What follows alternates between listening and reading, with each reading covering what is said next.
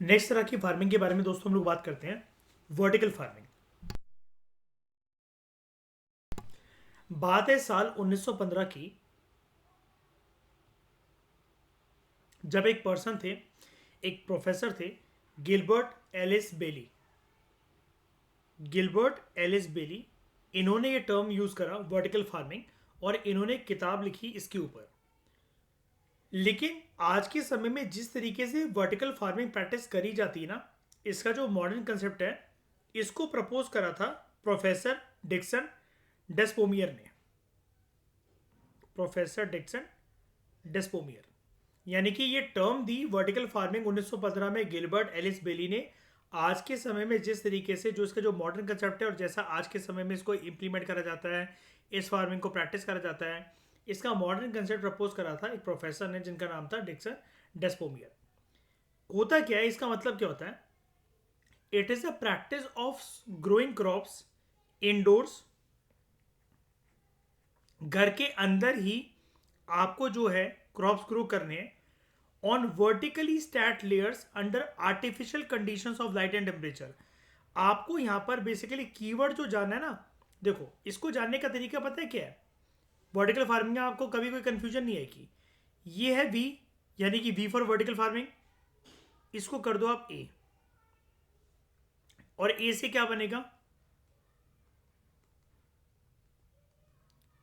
ये एक तरीके की आर्टिफिशियल फार्मिंग होती है। आर्टिफिशियल क्यों? कभी भी जो खेती का मतलब होता है, खेती बाड़ी करने का मतलब होता है, कभी भी उसका मतलब ये होता है कि घर में करी जाती है खेती बाड़ी, बंद कमरों में, बंद दरवाजों में, ये मतलब होता है खेत का, एक छत के नीचे। फार्मिंग का तो कभी ये मतलब होता ही नहीं है, राइट? लेकिन आर्टिफिशियल तरीके से हम लोग यहाँ पर कुछ कंडीशंस बनाएंगे, जिससे जो क्रॉप्स हमने रख रखे हैं अंदर जो ग्रो कर रहे हैं, उसको आर्टिफिशियल लाइट देंगे, आर्टिफिशियल पर्याप्त मात्रा के अंदर उसके लिए वो टेम्परेचर कंडीशंस जो है रखेंगे। यहाँ पर एक बात की तरफ ध्यान देना, कुदरत में जब एक फसल ग्रो हो रही होती है एक क्रॉपिंग साइकिल के लिए, क्या लाइट और टेम्परेचर क्या लाइट और टेम्परेचर उतने टाइम के लिए मेंटेन रहते हैं?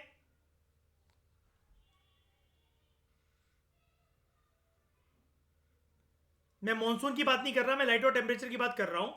एक किसान ने यह सोचा कि वो गर्मियों में सो एंड सो फसल उगाएगा, सर्दियों में सो एंड सो फसल उगाएगा, रातों रात सर्दी गायब हो जाएगी, जनवरी के महीने में एकदम से 50 डिग्री टेम्परेचर हो जाएगा? कभी नहीं हुआ ना ऐसा, ऐसा होता भी नहीं है। ये जो पैराडाइम शिफ्ट एक आ भी रहा है शाइनी, ये धीरे धीरे कर कर आ रहा है क्लाइमेट चेंज, ग्लोबल वार्मिंग की वजह से। लंबे समय के अंदर फील होते हैं ना चेंजेस, तो कि ये मौसम यहाँ पर शिफ्ट होगी, जैसे कि हम प्रीवियस लेक्चर के अंदर पढ़ रहे थे वो, इसमें एग्जाम्पल देकर फेस्टिवल का। मैं समझाना ये चाह रहा हूं, जब आप आर्टिफिशियल कंडीशंस क्रिएट करोगे लाइट और टेम्परेचर की ना, ये दोनों कंडीशंस यहां पर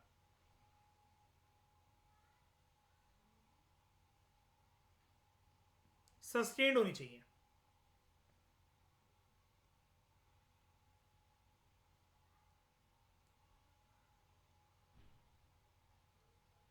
फॉर क्रॉपिंग साइकिल भले ही आप, क्रॉपिंग साइकिल से मेरा मतलब है, भले ही आप इन क्रॉप्स को इंडोर ग्रो कर रहे हो, लेकिन उसकी एक साइकिल तो होगी ना। जितना टाइम वो बाहर लेते हैं, 3 साढ़े 3 महीने का, 4 महीने का, इतना टाइम तो लग ही रहा होगा ना इन क्रॉप्स को ग्रो करने के लिए, कि नहीं? कि रातों रात बीज जो है वो ऑटोमेटिकली लाइट और टेम्परेचर आप मारोगे, घर के अंदर अगर आप मारोगे तो वो बहुत जल्दी ग्रो हो जाएगा, ऐसा है क्या?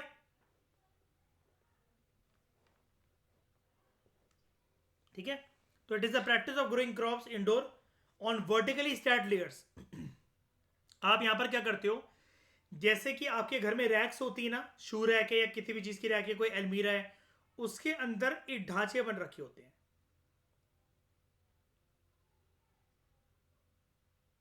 दिस लेयर, दिस लेयर, यहां पर इस पे आप क्या करोगे, फिर ऐसे कुछ कुछ पॉट्स को रखोगे,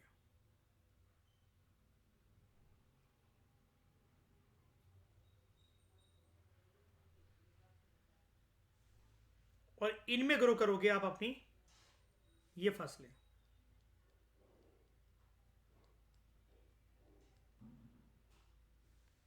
कमरा बंद है, यानी कि इंडोर कंडीशन में ग्रो हो रहा है। तो अब अंदर कंडीशन लगाओगे,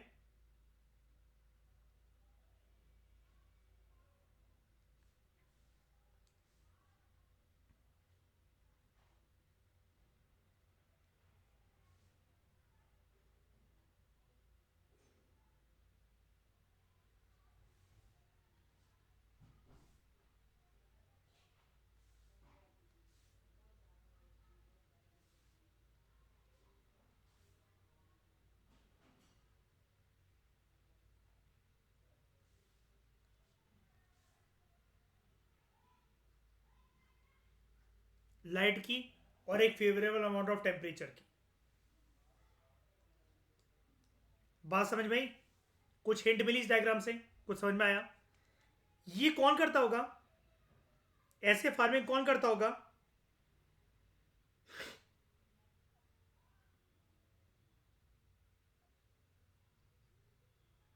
जापान में। मैं कंट्री पूछ रहा था एक्चुअली।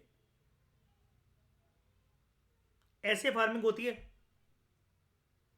क्या? क्या क्या श्रेया? पोलर आर्टिक रीजन में, मतलब जहां पर देखो इंसानों को रहना है लेकिन खेती बाड़ी पॉसिबल नहीं है। या तो वो बर्फ की चादर से ढका हुआ है वो इलाका, या टेम्परेचर अनुकूल नहीं है, कंडीशंस अनुकूल नहीं है। ये कंट्री का आइलैंड कंट्री है, राइट?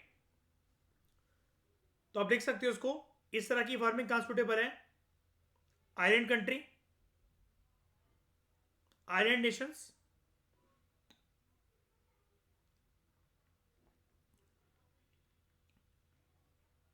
और आर्कटिक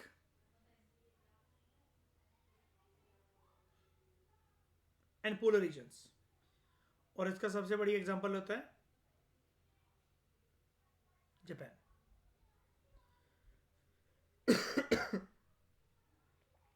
क्लियर है ये वाली बात?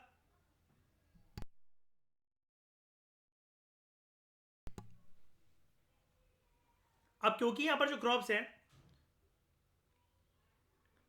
दे are grown in vertically stacked layers, farmer जो है they can produce much more food on the same amount of land और इवन लेस।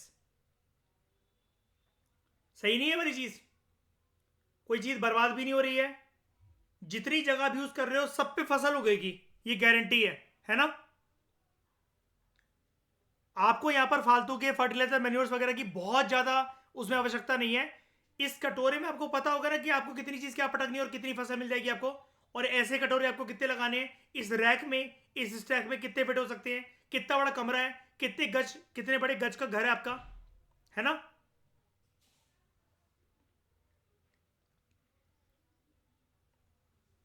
इसमें अरे वेराइटीज क्यों लिमिटेड होगी? आप लाइट टेम्परेचर की कंडीशंस बस ये कर दो। फसल को ग्रो करने के लिए क्या चाहिए होता है? पानी। वो हो ही जाएगा यहाँ पर, लाइट टेम्परेचर। इसके अलावा और कौन सा फैक्टर होता है बताओ? वो जो सॉइल की आप बात कर रहे हो जो आपके दिमाग में आ रहा होगा, उसको किसी भी कंट्री से इंपोर्ट करवा कर ठूस दो इन कटोरे के अंदर। बर्फीला इलाका आपका भी है लेकिन कमरे के अंदर थोड़ी ना बर्फीला है वो। यही तो कंडीशंस आप बना रहे हो अंदर जाकर कमरे में। और यही तो राइटर आपसे बात कर रहा है, farmers can produce much more food on the same amount of land और even less. It requires a delicate balance of artificial temperature. आगे ना वही वाली बात, artificial temperature, artificial light, water and artificial humidity controlling conditions. फसल को थोड़ी ना पता है, इसमें तुम उसको बेवकूफ बना रहे हो। क्यों मयूर?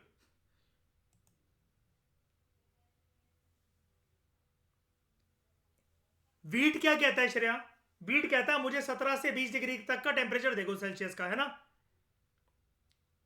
75 से 100 सेंटीमीटर की रेनफॉल दे दो और हार्वेस्टिंग के टाइम पर सनशाइन दे दो।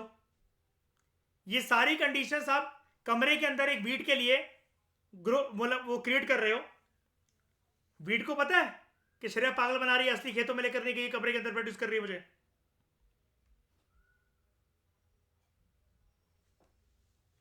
हो गई फसल ग्रो। तो if a delicate balance is not maintain, it's possible to lose an entire crop. It is possible to lose an entire crop the way a traditional farm might in the event of a drought or flood. दिक्कत यही है इसमें, अगर कुछ भी अगर आनाकानी हुई, एक दो दिन के लिए लाइट नहीं रही, टेम्परेचर कंडीशन फेवरेबल नहीं रही, ज़्यादा बढ़ गया, टेम्परेचर कम बढ़ गया, उसकी वजह से पूरी की पूरी ये जो बंद कमरे के अंदर जो फसल की पैदावार जो करी जा रही है, ये खत्म हो जाएगा, बर्बाद हो जाएगा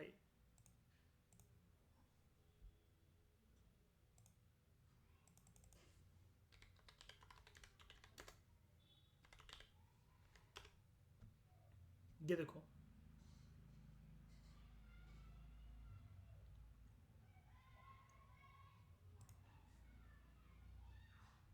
है ये प्रॉपर स्टैक्स ग्रो करा जा रहा है यहां पर।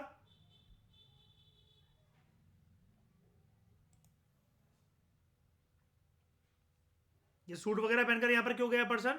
क्योंकि यहां पर आर्टिफिशियल लाइट और टेम्परेचर वाली कंडीशंस है ना, कुछ रेडिएशंस पास करी जा रही है यहां पर, जिनकी मदद से ये सब खेती करी जा रही है।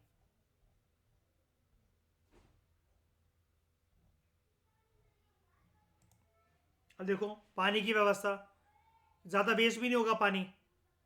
ये kind of drip irrigation system ही तो बनाया हुआ है इन्होंने, है कि नहीं? बूंद बूंद करके फसल वो पानी मिलता रहेगा। लेकिन अगर इनमें से कुछ भी कंडीशन बिगड़ी, ऊपर से जो रेडिएशन आ रही है लाइट की फॉर्म में, कुछ टेम्परेचर यहाँ पर होगा,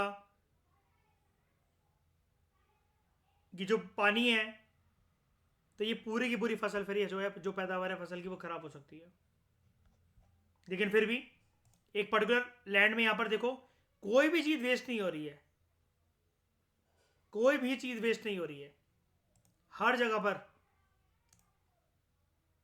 जितना भी सोचा गया है, जितने भी रैक्स हैं, जितना बड़ा रूम है पर्सन के पास, जितना एरिया है, ग्रोथ ही ग्रोथ हो रही है किसी न किसी चीज़ की।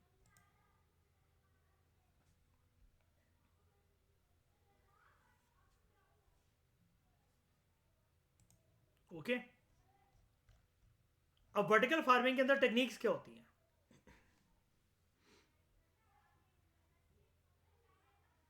एक होता है हाइड्रोपोनिक्स। हाइड्रोपोनिक एक ऐसा मेथड होता है, it's the method of growing plants in a water based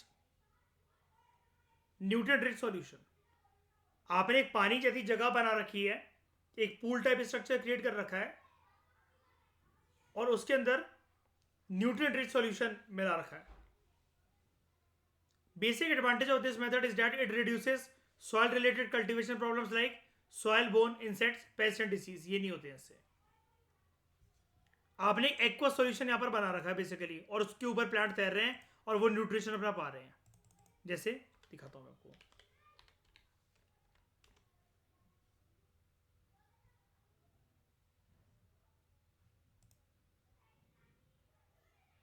ये देख रहे हो, एक तरीके से जैसे स्प्रे होता है। यहां पर से आपको समझ में नहीं आएगा, ये देख लो, ये देख रहे हो, इसकी इसको जिस ढांचे के अंदर लगाया गया है, वहां पर कुछ स्पेसिंग छोड़ रखी है पक्का। नीचे से वो जो रूट्स हैं इसकी प्लांट की, इस एक्वा सॉल्यूशन के अंदर जाकर पानी के अंदर कुछ न्यूट्रिएंट्स वगैरह मिला रखे हैं। मछली की भी ग्रोथ हो रही है, एक्वा कल्चर भी प्रमोट हो रहा है इससे, पिसिकल्चर भी प्रमोट हो रहा है, और प्लस प्लांटेशन ग्रोथ भी इंश्योर हो रही है इससे। और अगर चलो मछलियां नहीं उगानी है प्रॉपर तरीके से, इतना भारी भरकम पानी अगर आप नहीं सोच रहे हो, तो ये लो, ये जो स्टैक्स हैं, इसके नीचे ना, इसके नीचे ये है सॉल्यूशन चेंबर। पानी और जो इसके अंदर जो ये जो जगह है, इंटरस्पेसिंग है, ये जो जड़ें हैं, इसके नीचे ऐसा पानी मिलाया गया है, ठीक है, कि सॉइल की आवश्यकता ही नहीं है। उस पानी के अंदर जितना ही सॉइल से न्यूट्रिशन खींच सकते थे, अब प्लांट देखो कोई सॉइल को तो खींचता नहीं है, सॉइल तो न्यूट्रिशन खींचने के लिए होता है ना, तो ये न्यूट्रिशन पानी से क्यों नहीं खींच सकते हैं? तो ऐसा पानी एक अलग तरीके से बनाया जाता है, जिसके अंदर वो सारे पदार्थ मिक्स कर दिए जाते हैं, जो कि ये जो प्लांट की जो रूट्स है ये खींचेंगी, इस क्रॉप की जो रूट्स है ये खींचेंगी। और ये देखो नीचे ये जो सॉल्यूशन चेंबर है, इसके अंदर ये एक कपड़ा लगा दिया जाता है, कपड़ा बिछा दिया जाता है, और फिर ये जो इसकी जड़ें जो नीचे तक जा रही हैं, ये इसमें पानी में डूबते हुए इसके न्यूट्रिशन को खींचती हैं।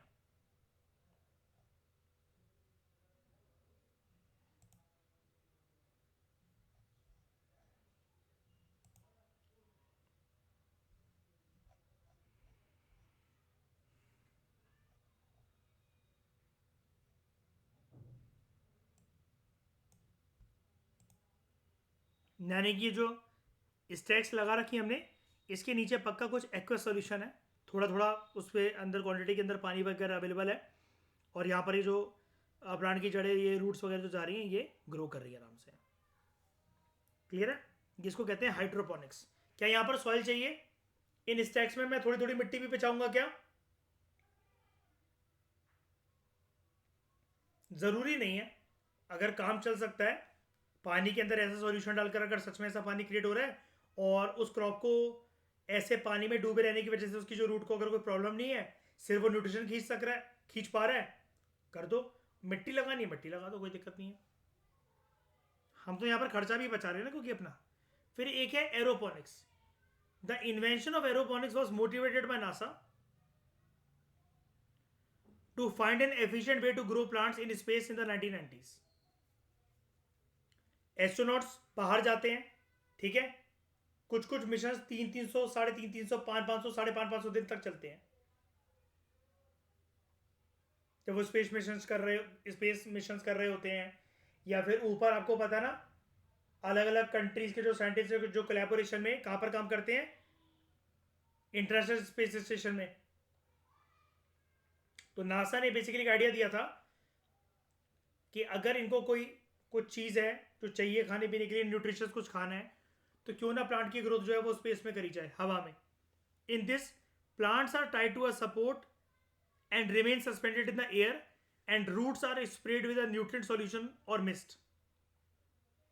एक फॉगी कंडीशन से, एक धुंध की मदद से वाटर मॉलिक्यूल्स जो प्लांट की रूट पर आके जो स्टिक होते हैं, उसके अंदर न्यूट्रिशन होता है, वो प्लांट की रूट सक कर लेती है। This requires very less space, very less water and no soil. कैसे होता है ये धरती पर? एरोपोनिक्स तो नासा का आइडिया था ना कि स्पेस में ऐसा होना चाहिए, लेकिन ये धरती पर कैसे होता है?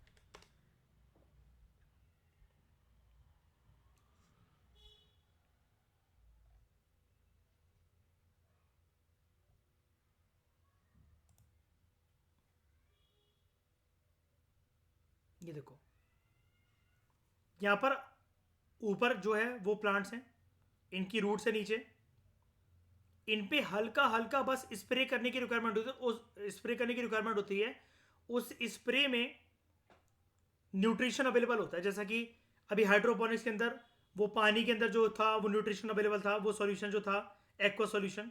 यहाँ पर हल्का हल्का हमें पानी की बूंदों को बस चिपकवाना होता है रूट से, और वो रूट्स उन न्यूट्रिशन को एब्जॉर्ब कर लेती है। मिट्टी नहीं चाहिए, ठीक है, बहुत ज़्यादा स्पेस नहीं चाहिए, और पानी भी बहुत कम चाहिए। हमें नीचे बेसिकली रूट पे काम करना है। हमें इसके अंदर बेसिकली रूट पे काम करना है, ताकि ऊपर वाला जो शूट सिस्टम है वो बहुत अच्छे और एफिशिएंट तरीके से ग्रो हो जाए।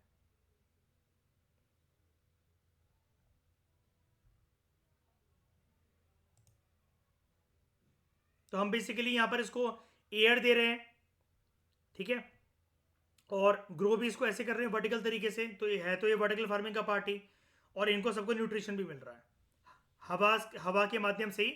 ऊपर पक्का कुछ ना कुछ ऐसा रिलीज करा जा रहा है, छोटी छोटी पानी की बूंदें, बौछारे, या फिर जैसा हम सैलून में जाते हैं, सैलून पार्लर में जाते हैं, जो वो बाल काटने से पहले जो जो हेयर मेकर होता है हमारा, वो स्प्रे मारता है। इस तरीके का स्प्रे बस करना काफ़ी होता है। जस्ट लाइक आप कॉलिन की बॉटल से किसी पत्ती पर स्प्रे कर रहे हो, इस तरीके से। फिर एक होता है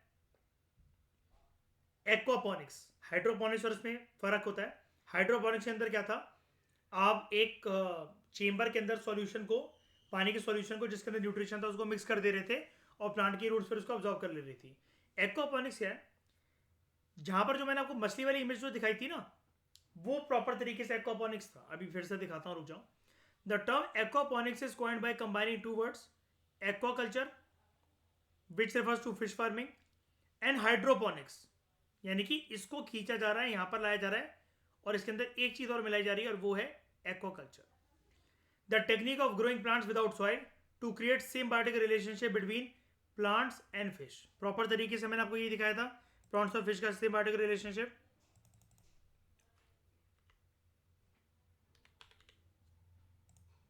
और ये क्या बोला जाता है, एक्वापोनिक फार्मिंग। ठीक है।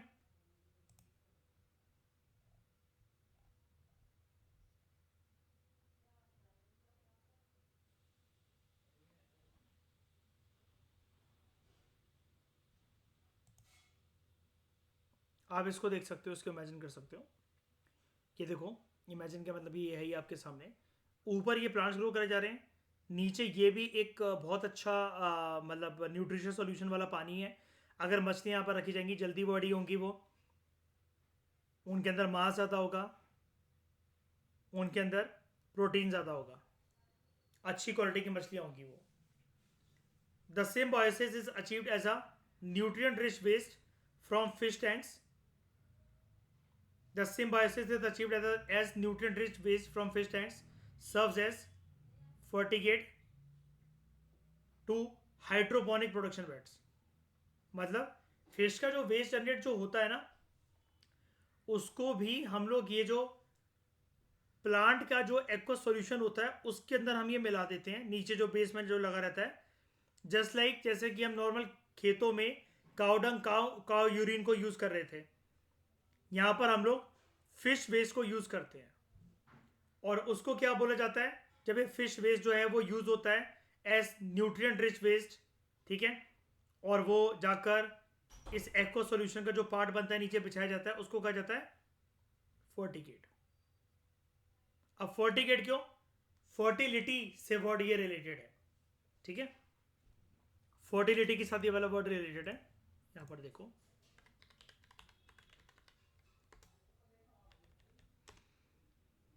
To fertilize and irrigate at same time by adding fertilizer to the water supply, यानी कि आपने यहाँ पर न्यूट्रिशन सप्लाई कर दिया पानी को।